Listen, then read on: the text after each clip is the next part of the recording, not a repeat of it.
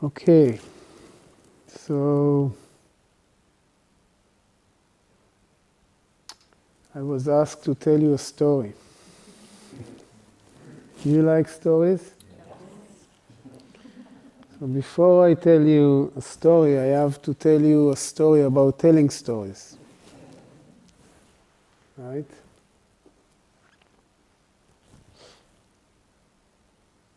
The power of stories. In India, they have the tradition of telling stories in what is called katha. Katha means storytelling, but it usually refers to the telling stories from the scriptures. They will have 7 days usually of reading from a scripture. There is Bhagavatam Sapta and other such occasions that they tell stories from the Hindu mythology. There was one Indian lady, who was not very happy with her husband's devotion. He was not interested in any spiritual thing, and he was not doing yoga or meditation or anything, and she wanted to give him some devotion. And somebody told her, if you want to make your husband a little more spiritual, he has to listen to these kathas, to these stories. So after some time, she heard that there is a Ramayana katha, the katha of the story of Lord Rama and his wife Sita. It's a very famous story. And there was a very famous kathakara, storyteller, who came to town, and there was a big function every evening. All the village people will meet in one place, and they will read the story and sing songs, and very big function. So she started nagging her husband to go and attend this. He was not very interested, but at the end he figured out it will be better to go than just fighting with her every night. So he said, okay, I will go. He went there, and he went and sat in the very back, and he just found a nice place, and he just fell asleep. And the katha was going on, and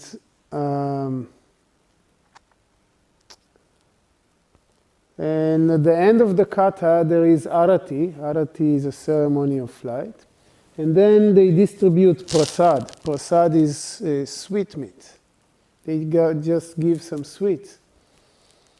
So the guy who was distributing the prasad saw that guy sleeping there. He just put a piece of prasad in his mouth, and that evening, when that fellow and that guy came back home, his wife asked him. She was so happy. Finally, her husband is going to a katha and he will get devotion. So she asked him, how was the katha? He said it was very sweet. She was very happy. And the second day, again he had to go, because it is like 7 days. He had to go, so again he went and he sat there in the back. But this day it was so crowded. In India, if you go, such things are billions of, so many people, it was so crowded.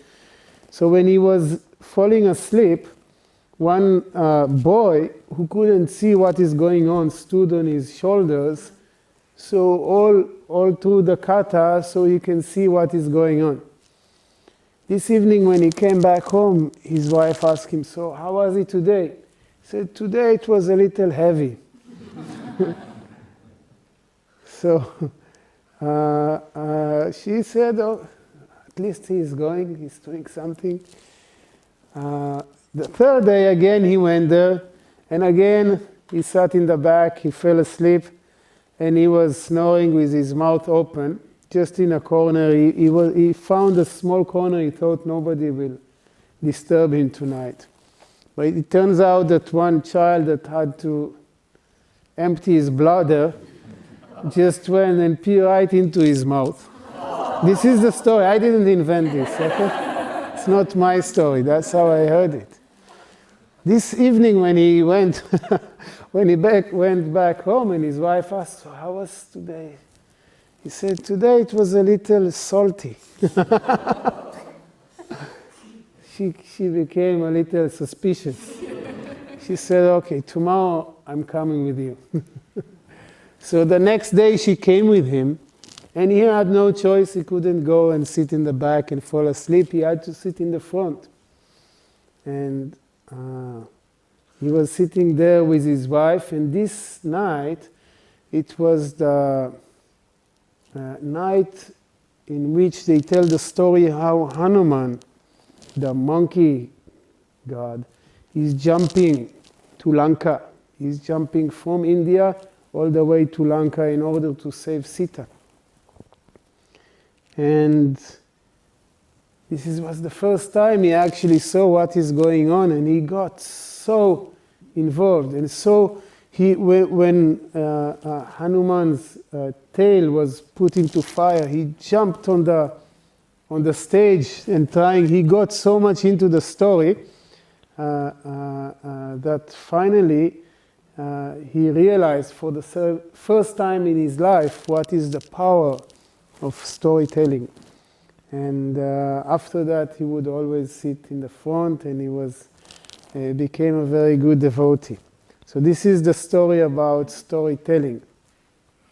Now I will tell you the story itself. Okay?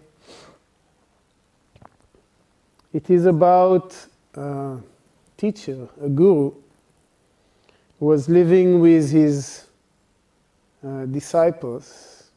He had 3 disciples, and he lived with them in a little cave in the Himalayas. It was on a mountain range between 2 valleys. And this guru believed that sadhus or holy men should not depend on charity, on donations, but they should work for their own income. They should not depend on anybody else.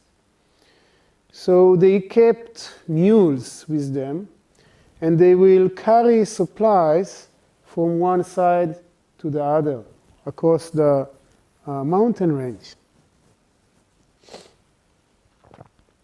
One day, the guru is calling his disciples and telling them, "Tomorrow morning I'm going to leave my body. I'm going to die. And I want to thank you for being with me. It was a pleasure to teach you, blah, blah, blah." And then he says, "And you have not yet completed your studies, so you need to find a teacher that will further teach you. I'm going to give you the sign how to find this person. I will ask you a riddle, and after I go, you can ask this riddle to people, and whoever is able to answer it correctly will become your guru.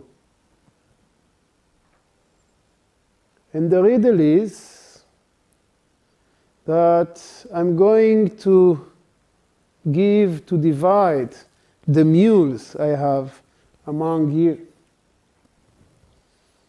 One of you is going to get half of the mules. The other one is going to get 1/3 of the mules. And the third one, the youngest one, is going to get only 2 mules. whoever is able to divide them among you, he will be your teacher. They had 17 mules. Okay. Next morning, when they woke up, they see that the guru is in samadhi. He has gone. He has left his body. They perform the rituals. And then they say, okay, we have the will, we know what to do. They take the mules and they go to the main town. They go to the marketplace and they stand on a little stage, putting the mules next to them. They say, we have a riddle to ask you. Whoever is going to answer correctly the riddle will get a prize. Here we have 17 mules. You have to divide it among us. One of us, the eldest one, is getting half of the mules. The second one, the middle one, is getting 1/3 of the mules. And the youngest one is getting only 2 mules. How shall we divide them? Then a big gathering of curious people start to gather, and each one started to suggest, you should do this, you should do that. But nobody was able to give any satisfying answer. And it went on, and people start to get annoyed. They say, what are you trying? Are you making joke of us? You cannot divide 17 into 2, into 3, or into anything. Well, what are you trying to prove here? And people start to get annoyed, people start to get irritated. And then suddenly somebody appeared at this place, and he is asking someone who is going there, what is going on? So that guy says, the guru died and they have this riddle and they are not able to figure it out, and some nonsense is going on here. So he said, yeah, I can easily solve it. I said, really? Then the rumor started there is somebody who knows the answer. So they make a room for him, and he is coming riding on his own mule. He is reaching that stage, and he's telling them, I can easily solve your problem. They say, really? How can you do it?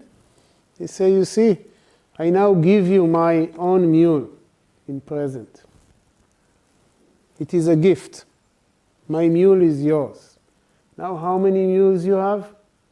18, right? One of you will take half. This is 9. The second one will take 1/3. This is another 6. How much is it? 15, right? The last one will take 2. How many? 17.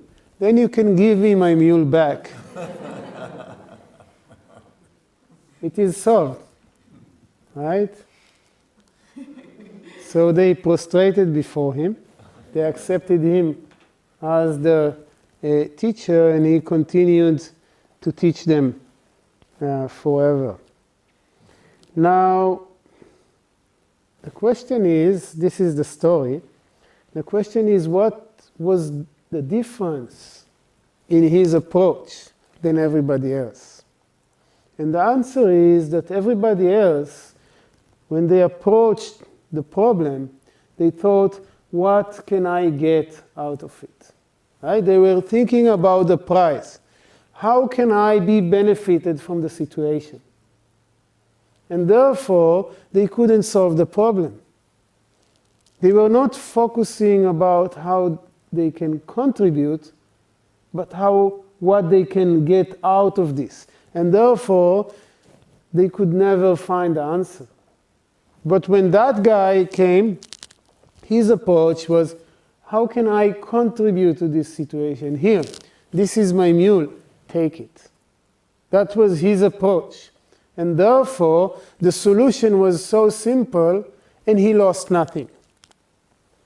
So this is kind of a lesson for our life.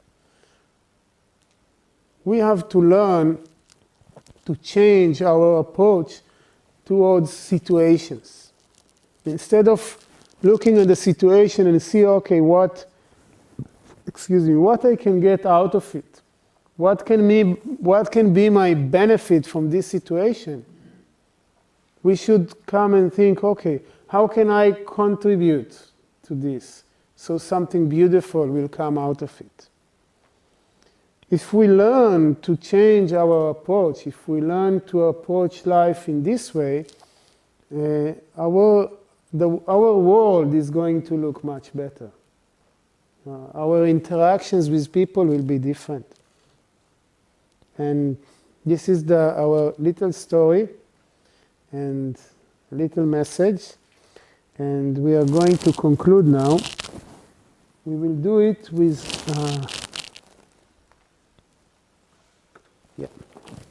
We are going to do it with a couple of very nice prayers here in the manual you have.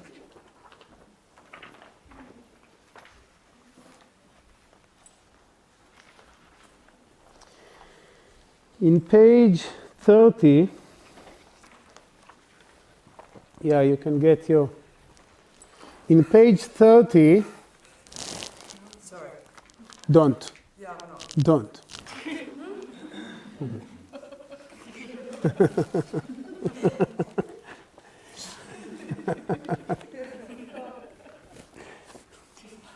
In page 30, there is a beautiful mantra which is called the Mahamrityunjaya mantra. Mahamrityunjaya mantra literally means the great mantra for conquest over death. Mahamrityunjaya mantra. And the first part, actually it is all taken from the Vedas, from different places in the Vedas, and it is very universal mantra. It says, Sarvesham svastir bhavatu, may all beings have good health or well-being. Sarvesham shantir bhavatu, may all beings have peace of mind. Sarvesham purnam bhavatu, may all beings have fullness or completeness, wholeness. Sarvesham mangalam bhavatu, may all beings see auspiciousness. Like this, the whole prayer is a very beautiful Asato ma sadgamaya. Please take us from the unreal to the real. Tamaso ma jyotirgamaya. Take us from the darkness into the light. Mrityor ma mritam gamaya. Take us from death to immortality. This is the kind of the prayer. We will chant it together. The first part, the first mantra, we repeat 3 times, and then the rest we repeat only once.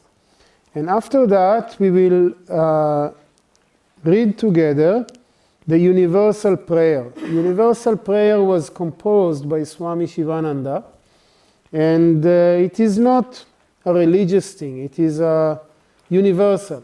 Whatever the concept of God you have in your mind, just keep it in mind while you are reading it. It is just for the well-being and the success of everybody. Okay? So we will do that, and that will be our conclusion. If you know it, you can join me. If you don't know it, you can also join me. Okay? Om Triambakam Yajamahe Sugandhim Pushtivardhanam Urvarukamiva Bandhanan Mrityor Mukshiyamamritat Om Triambakam Yajamahe Sugandhim Pushtivardhanam Urvarukamiva bandhanan mrityor mukshiyamamritat. Om Treyambakam yajamahe sugandhim pushtivardhanam. Urvarukamiva bandhanan mrityor mukshiyamamritat. Om Sarvesham Svastir Bhavatu, Sarvesham Shantir Bhavatu, Sarvesham Purnam Bhavatu, Sarvesham Mangalam Bhavatu, Sarve Bhavantu Sukhinaha, Sarve Santu Niramayaha, Sarve Bhadrani Pashyantu Ma Kaschid Dukhabhag Bhavet. Asato Ma Sadgamaya, Tamaso Ma Jyotirgamaya, Mrityor Ma Mritam Gamaya. Om Purnamada Purnamidam Purnat Purnamudachyate. Purnasya Purnamadaya Purnameva Vashishyate. Om Shanti Shanti Shanti. Shri Sadgurudev Maharaj Ki Jai.